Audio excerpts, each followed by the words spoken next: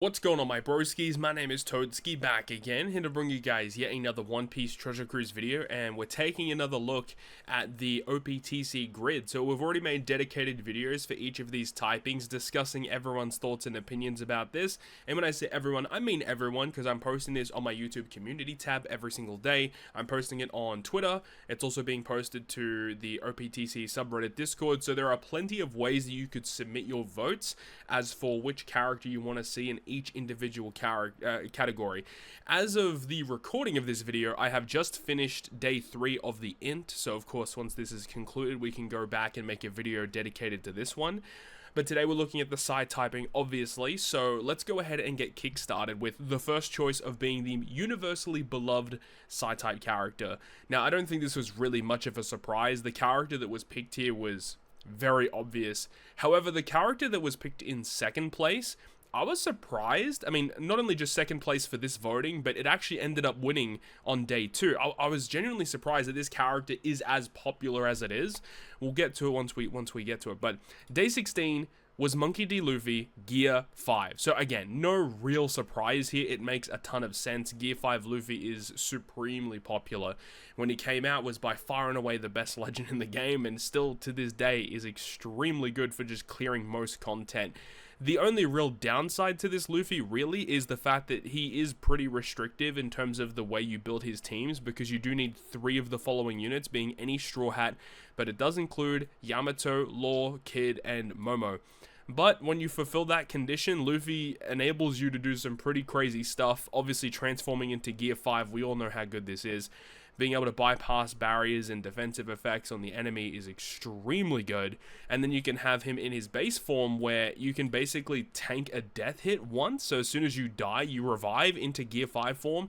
Like, what are we talking about here? This guy's crazy. And then when you're in Gear 5 form and you activate the special, being able to remove 1 turn of all positive buffs, like, people do underestimate how good this actually is. Plus also being able to do damage through normal attacks only, being able to give you color affinity and orb boost, and also full board of orb change. This guy is so strong, dude.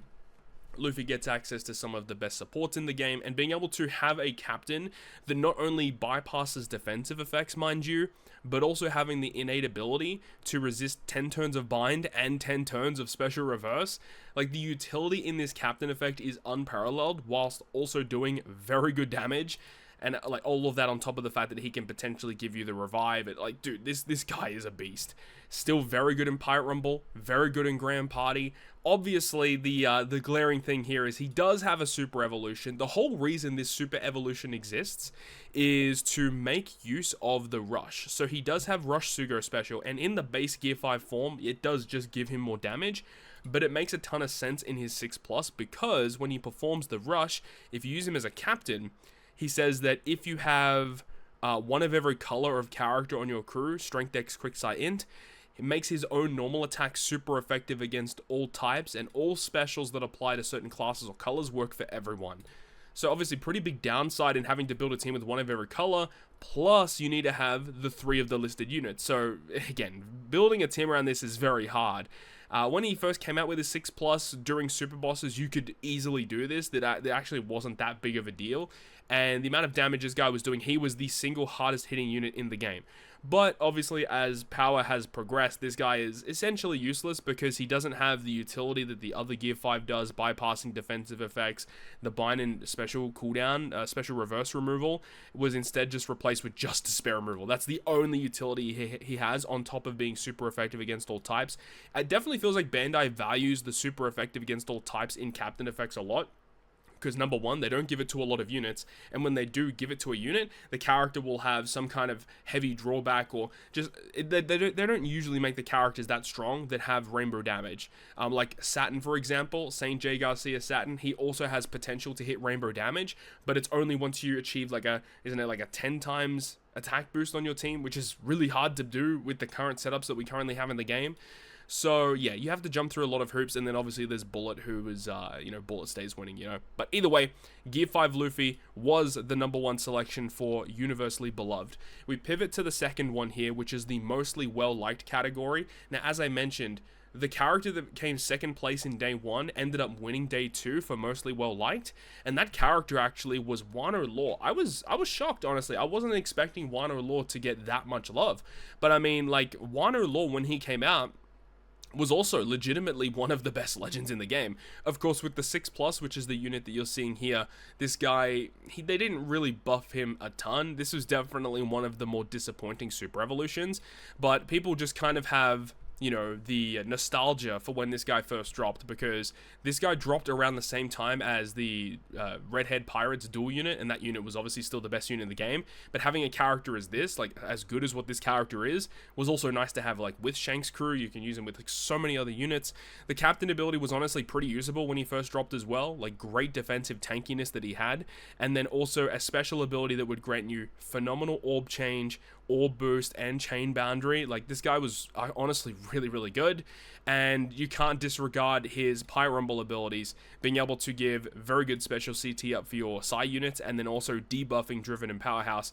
When Rumble first came into Treasure Cruise, and this guy obviously had his abilities, there was a bit of time period actually when Rumble first came out and his abilities actually went active. It was really strange, but when his abilities did become active in Rumble, he was, like, strangling Driven and Powerhouse teams so much, they essentially were, you couldn't use them, because everyone was using the Psy team. The Psy team in early parts of Rumble, like, Slashes and Psy, were just so far and away better than everything, that they just kind of overwhelmed Driven and Powerhouse. Driven and Powerhouse took a long time to get actually going, and even if you do have, like, a somewhat competitive Driven and Powerhouse team, Wano Law was there to just debuff them, and then it didn't really matter. But in today's day and age, I feel like Wano Law might have seen like the most that he could possibly do. Not a lot of people are using Psy teams anymore, and if they do, it's kind of hard to fit him on your team, because his special doesn't do that much. It does do some fixed damage, but the special itself doesn't help you that much, whereas, like, the Rumble ability, his passive, is what is carrying this unit in Rumble. So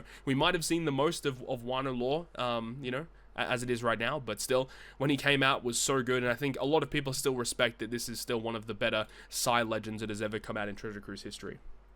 Alright, so moving on to the controversial character. I feel like this one was like a pretty safe bet to guess. Like, if you just ask, like, a modern Treasure Cruise player, you know, what would you consider to be a controversial Psy character? I think a lot of people kind of hit the nail on the head with this one, which was Galaxy Impact Garp.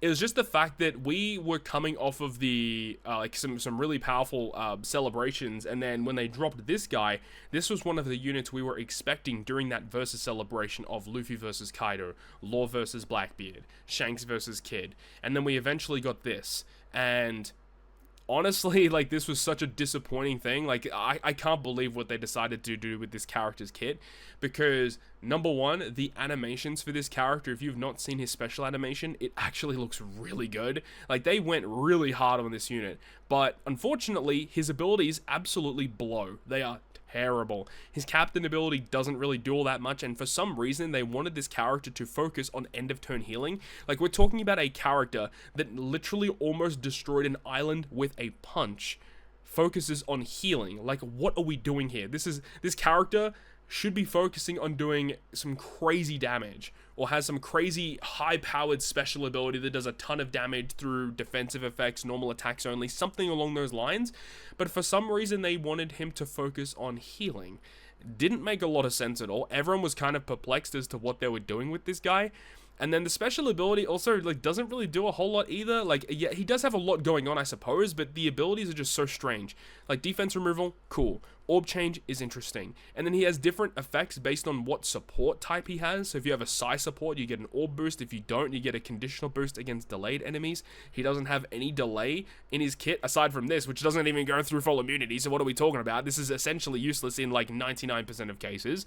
And then he also has some final tap stuff, which is, like, whatever. And then if you got 15 or more turns of end of turn healing, which is very difficult to do, then he can change characters that are not fighter into fighter, which I guess could be kind of good. He also reduces your crew's HP by 95%, and then does damage based on how much HP was lost. And then he also removes the end of turn healing. But the issue is with the introduction of Rush Sugo Special, characters that cut your HP and then just expect you to sit like that, it doesn't really help you. So it's kind of weird. And then on top of that, his super tandem ability doesn't help you either, because you need to be below 10% in order to trigger the super tandem, which again means that using Rush Sugo special is very difficult to do. So I don't know what they were thinking. Design-wise, it didn't make any sense. So people were just kind of hyped that Galaxy Impact Garb was going to get representation, and then he just came out with this really wonky design that made no sense. And still to this day, people are really wanting to see a high-powered, like, Galaxy Impact Garb character. Luckily, recently, we did get the release of that Dex Garb, the fighter-shooter one from God Valley, and that is actually a pretty good legend, synergizing very well with the 11th anniversary Borsalino and all of that, so I like that. It's just unfortunate this guy was designed kind of poorly. So now we move on to the final two. So we're moving on to mostly disliked. Now, Basil Hawkins won this one. So Basil Hawkins hasn't really received a lot of love in the community. Basil Hawkins, when this guy first dropped, he dropped alongside Legend Killer, and like, this guy just doesn't do much. His captain ability, like, yeah, he's got some, like, he does damage. He makes some slots matching, I guess. He gives he does give you some HP, I suppose, and adds 1 to own special counter every time other character uses a special. So he has like a special counter ability, so he reduces cooldown, orb effects. If you have a silent captain, reduces bind and fear reduction by 6 turns, reduces damage received by 100% for 1 turn, or 1 or 2 attacks, depending on your special counter. So essentially, whenever you launch the special, it's 100% for 1 turn, but then if you have 2 or 3 counters, it means that it's going to last permanently until you tank an attack, or if you have 4 or more, that effect lasts for 2 attacks. And then also increase orb boost by 1. The problem is that there's really no reason to have a 100% damage reduction permanently, or for 2 attacks. So realistically, if you need like 100% damage reduction, typically the 1 turn effect is just fine. There isn't really a reason to have this, you know, up so high, which means that the captain ability doesn't really help you. And then you have the super special, which can give you special bind removal, which okay, but it's only 4 turns, which doesn't help that much. And then you get an attack boost. So there's just not a lot going on. I will say I have actually used the support effect of this guy a couple of times, where if you use a Psi Cerebral unit, you use a special, you get 30% damage reduction and an orb boost for your Psi characters. I have actually used that before. But like, let's be real, the character, what his abilities do, don't help you out in like most content in the game. There's not much of a reason for this character to legitimately exist in the game, really. He was a regular end of month legend that came out for a PKA, and then after that PKA event, legitimately no reason to use him. So I can understand why people don't like him that much. There's definitely a lot of units that could have been in this position, but I understand. However, we get to the final one here, which is the universally despised character in Psi. Now, I kind of understand where people are coming from for this choice. However, if we're talking about in the whole of Treasure Cruise history, this decision makes absolutely no sense. The community came to the consensus that V1 Sengoku was the universally despised character. Now, okay, again, as I said, if we're talking a modern Treasure Cruise player that didn't play the game back when Sengoku first came out, this does make perfect sense, because in today's day and age, Sengoku doesn't really do anything. He really just doesn't. However, you do have to remember, V1 Sengoku, when he first came out, now I guess, when I say when he first came out, he actually was terrible, but what would happen is maybe a year after he came out, maybe a handful of months after he came out, I don't remember exactly when it was, but they ended up doing a buff where they gave the original version 1 Sabo, if you guys don't know which Sabo I'm talking about, the really, really old legend here, Psi Sabo. This was the first Sabo legend in the game. When this guy first came out, he was only a free spirit character. He didn't have a secondary class. They ended up adding the striker class to this guy, despite the fact that he is mono free spirit. Like, him adding striker doesn't make any sense, but they said, hey, you know what? We're going to give the striker class to this Sabo. And then they also said, by the way, we're going to add this effect to his captain effect, where normally what he would do is only boost 20 cost or less characters by 3 times, but they added 54 cost. So what they did is they added that because he is a 54 cost character, meaning that, like, because he was the only character in the game that was 54 cost at the time, meant that he would boost himself and all other characters that are 20 cost or less by 3x. And then the 2 turns at the start of the fight, this was a big deal because there wasn't really any characters in the game that were good captains that had, like, not even just 1 turn of cooldown, but 2 turns of cooldown. this was the best way to farm content back in the day, because you could have this captain. A 3x captain when this guy dropped was legitimately crazy, because you would have like the best captains in the game with like V1 Rayleigh, who had some really good chain stuff. You had Gear 3 Luffy, which could potentially reach up to, I think it was 3.5 times, or was it 3 times if you hit 3 perfects in a row. You had V1 Whitebeard, which could get a 3x captain, but you had to be below 30% HP.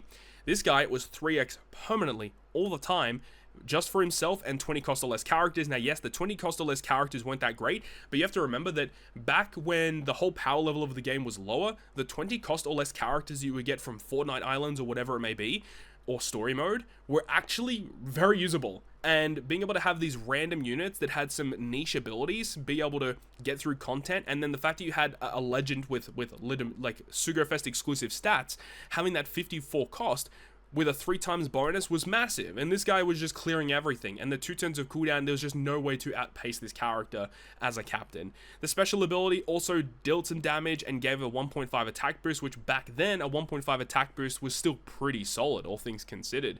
And still, you could still run characters that were like not within this cost range, and then still have the rest of your team be within the cost range. And as long as you run like a random other legend that has a really powerful special, or you run like Clash Doflamingo for a 2x orb boost, like people could do some really cool stuff with this guy back in the day.